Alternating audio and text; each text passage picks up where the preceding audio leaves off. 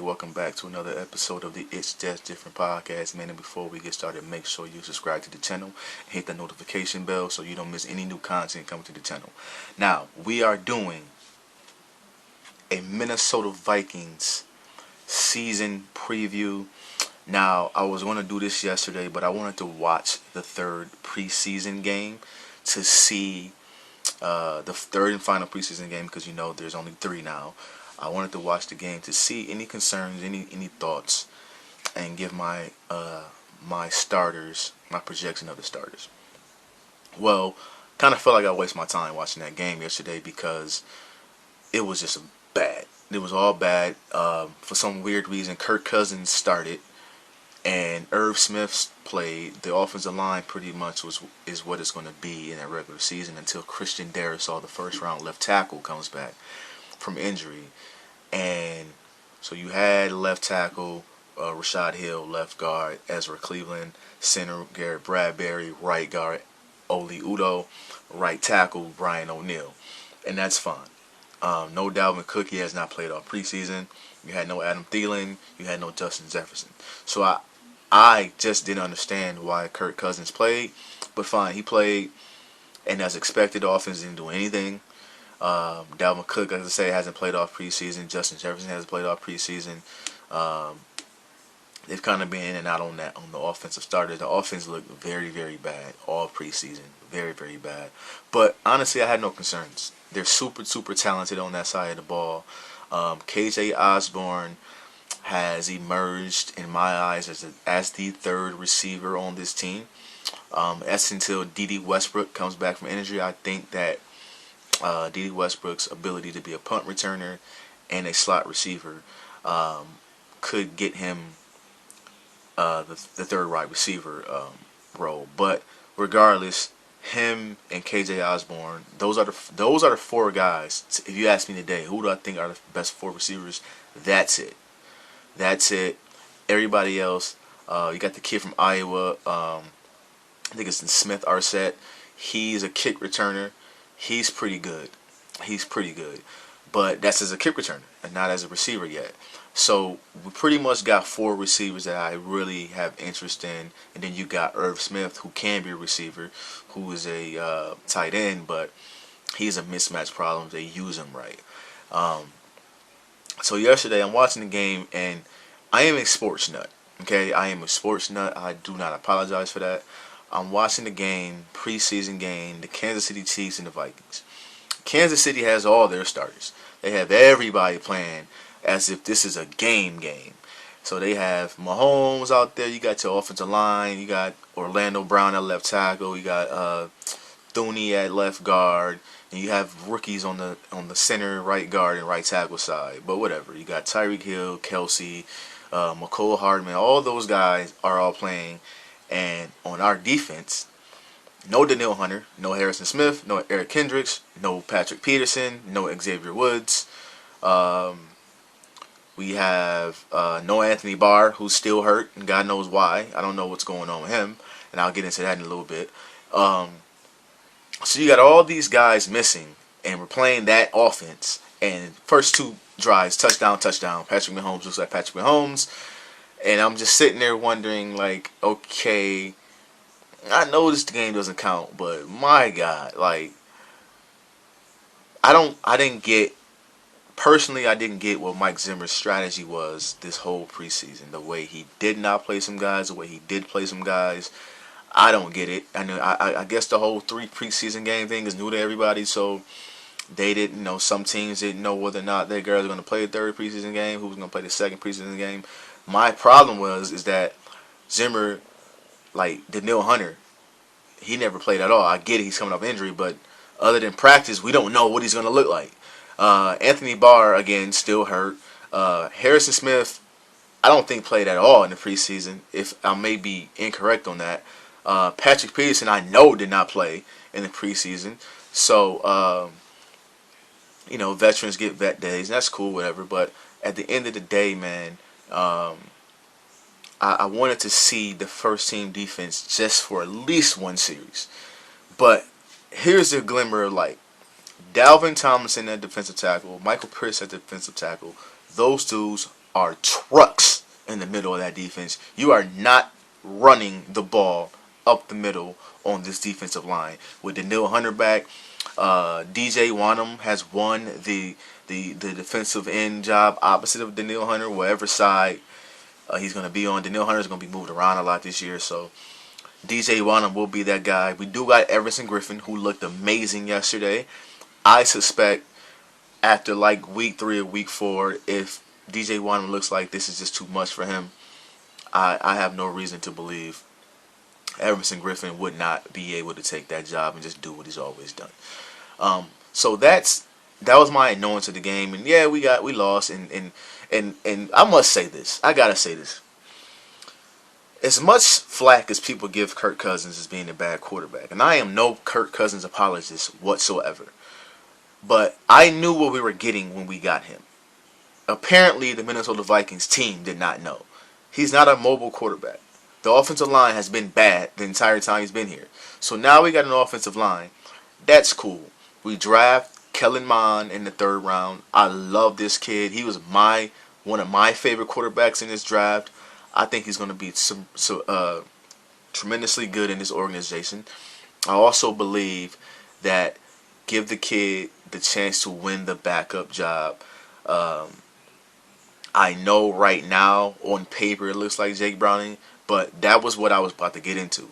Jake Browning is trash. Jake Browning is ass. I've seen enough of him. He is just bad. And of course he's bad when Mike Zimmer likes him. Mike Zimmer actually doesn't like anybody, but he likes Jake Browning for some weird ass reason because, I guess he's vaccinated, but I'm not going to get into all of that. That's lead the politics to the politics. But the vaccination thing, if that's the reason why you think he's decent, that's absurd, because what we've seen all preseason is he's horrible. Like he's not good. I'm not even saying not that good. He's not even good. So when Kellen Mond came into the game yesterday, I was like, okay, the rookie's gonna get his chance. He threw an interception right off the bat, but he overthrew the guy. It wasn't like he didn't know what he was doing. He just overthrew the guy. Then after that, he ended up playing great the rest of the game. Ended up doing pretty good. Even though we lost, Kellen Mond had a really good game.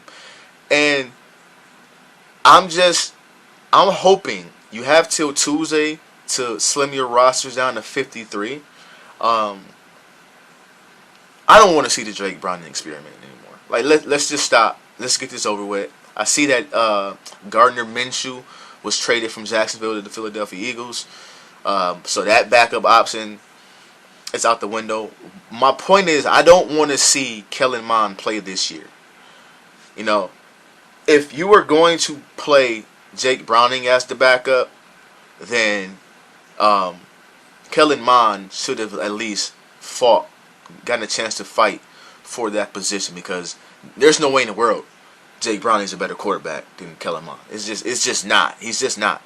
But I don't believe, after watching the games, that they believe they will let one of these quarterbacks be the backup. Because if Kirk Cousins goes down, which there's no evidence that he would, but we have the COVID thing going on right now, and being that he's not vaccinated, you never know what could happen at any moment. So I believe the fact that Browning played so bad and Mond is a rookie, they want some type of decent backup quarterback. I honestly don't know who's out there. Guys, you have to wait till teams. I don't know if you want to wait till teams cut their guys or you want to make a trade immediately, because if you make a trade right now, at least you get in on the guy before other teams start bidding when a guy gets cut. So I'm pretty sure they're going to hit the phones and try to find a backup quarterback, because what we've seen out of Browning, if he was slated to be the backup, is not great at all. Like, I don't even know if he can run the offense. That's how bad it is. Kellen Mond, I suspect, sits all season. Again, I believe that's not because he's a bad quarterback. He's a 3rd rounder. He needs time to develop. But I do think he's going to be pretty good. He has an arm. He has the athleticism. I believe he's going to be pretty good. Now, my next thing about this team is the whole Anthony Barr situation. Now, A couple years back, when he decided to take the free agency deal to go to the New York Jets, I was like, okay, so be it, fine, let the guy go. I never actually really seen what everybody thought we were seeing in him. I never got it. Um, I felt like they were using him wrong. Like they never blitz him. Like never blitz him. And I think that's his best abilities is to blitz and to tackle in the middle of the defense and tackle running backs coming on the outside. Um, that's what I think he does best. Him in coverage is horrible. Like he's not a good. The Rams showed that a couple years back. He cannot.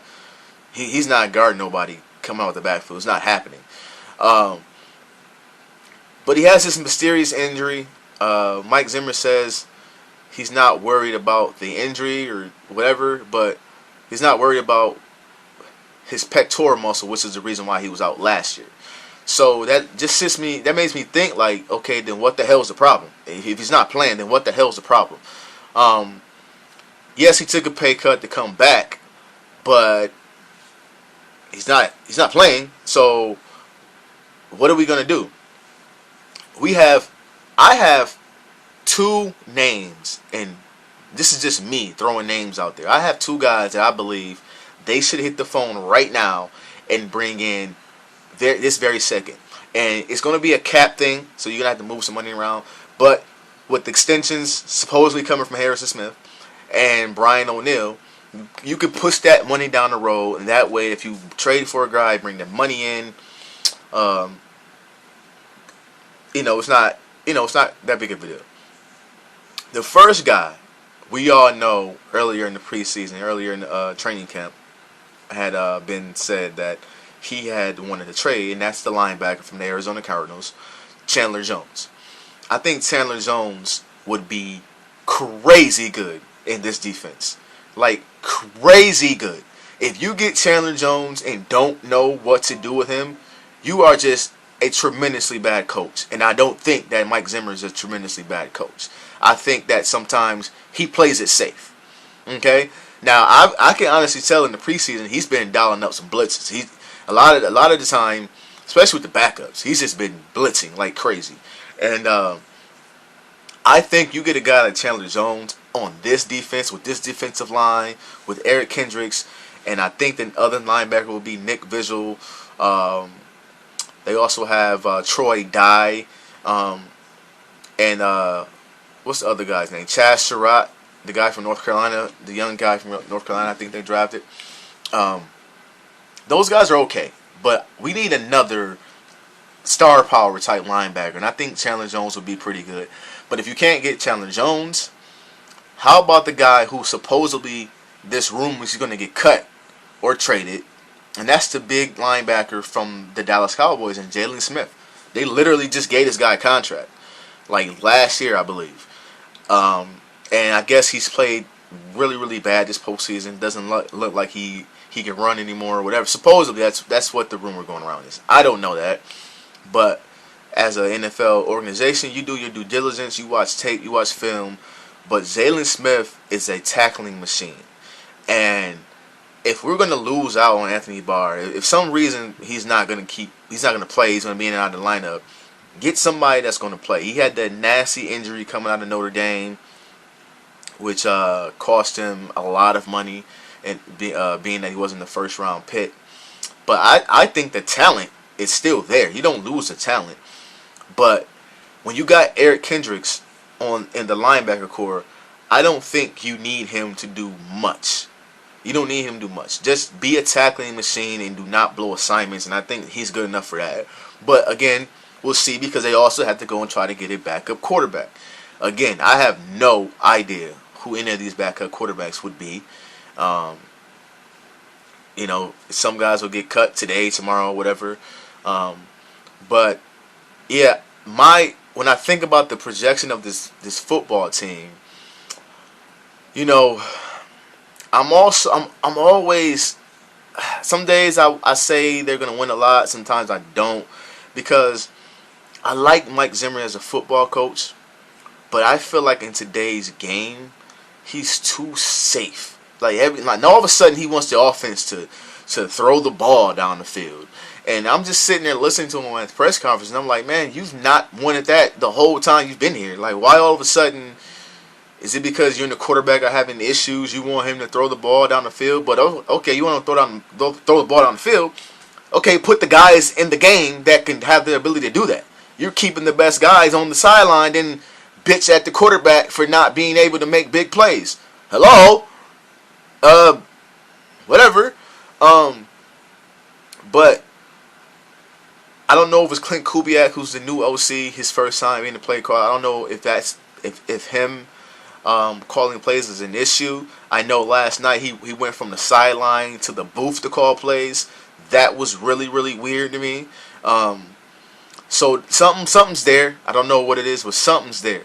But I have all the belief in the world in this offense. I think this defense is going to be amazing. You got Patrick Peterson, you got Rashard Breeland, you have Mackenzie Alexander, Harrison Smith, Xavier Woods.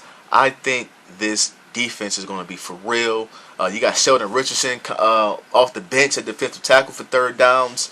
Man, this defense is loaded. This offense have already been loaded. Um,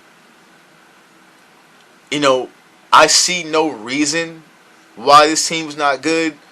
And if there's one reason why I don't want him to be good, it's because I want Eric Bieniemy as a head coach next year. That's just me as a fan. But I know my fandom. I am not going to sit here and watch a horrible 17-game season. I'm just not for that. I'm not that guy. I would be pissed all year if that was to happen. But right now, I'm going to pick the 17-game schedule I have right in front of me. As you can see, here is the schedule. And Week 1, September 12th, against the Cincinnati Bengals. The fact that we haven't played much of the starters in the preseason, I think this game is huge for the fact we can finally see what this team's going to be. You can get all the rusty out. And I don't think this Bengals team is good at all because they are the Bengals.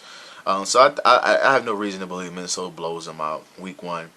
Week 2 is the game to see at the Arizona Cardinals. Kyler Murray, DeAndre Hopkins. They got AJ Green now. They got JJ Watt on defense.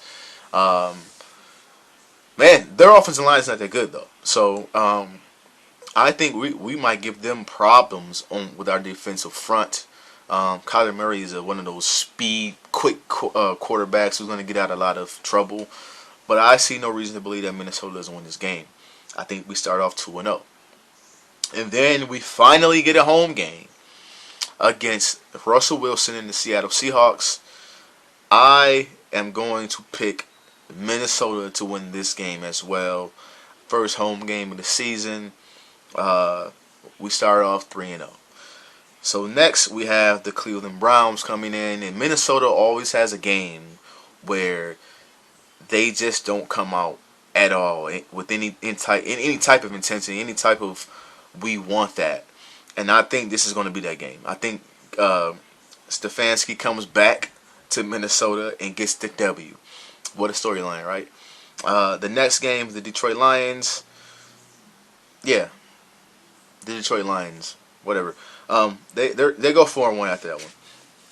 Then we go on the road to the Carolina Panthers. I don't think they're going to be good at all. So our bye week is right after this game. So I'm going to say Minnesota goes 5-1 going into the bye week.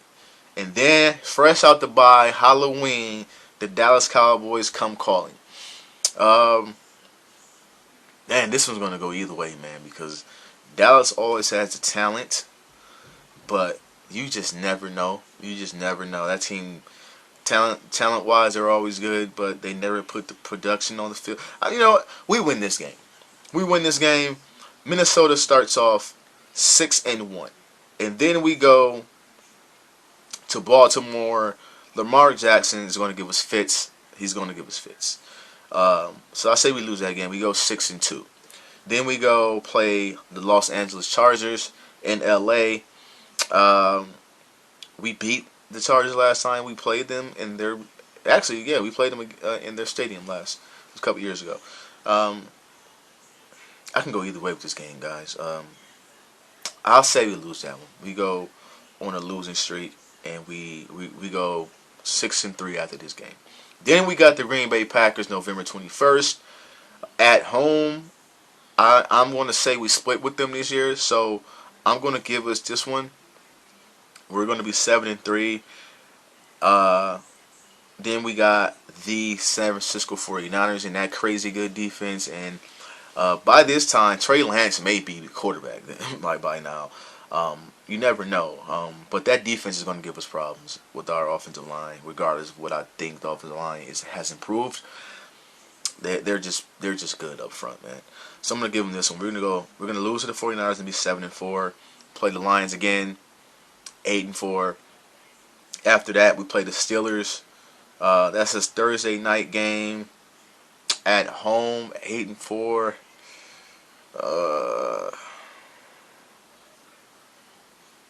I say we lose that one.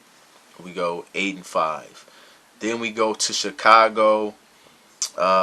Justin Fields may be the quarterback by then, but I just think we're a better team than the Bears. Even though we haven't won much in Chicago, you know what? I just changed my mind. I'm going to say we lose this game to the Bears. I'm going to say something fluky happens. We lose this game. Now we're 8-6. Okay, we have a home game against the Rams. Jalen Ramsey, Justin Jefferson. Woo wee! I say we win that one, man. We win that one. 9-6. We go 9-6. We split with the Packers. We play them next January 2nd. So I'm a man of my word. So I said we're gonna split. So we're gonna lose to the Packers here, 9-7. And then our last game is at home against the Bears again. I don't know why we always seem to be playing them last week of the season.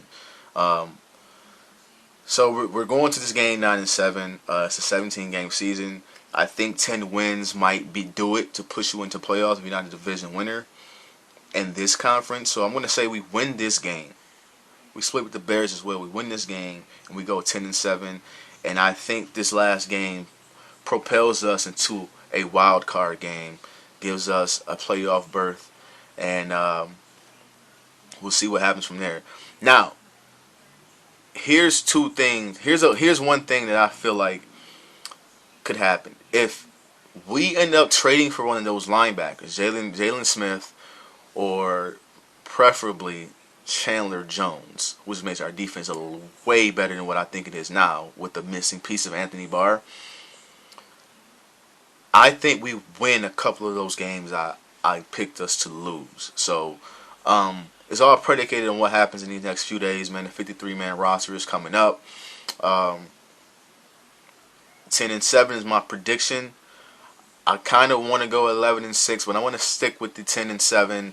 Again, I have the right to change my mind if Chandler Jones or somebody else comes in, or some type of trade. You know, they're good for these trades before the season starts, man. So you never know.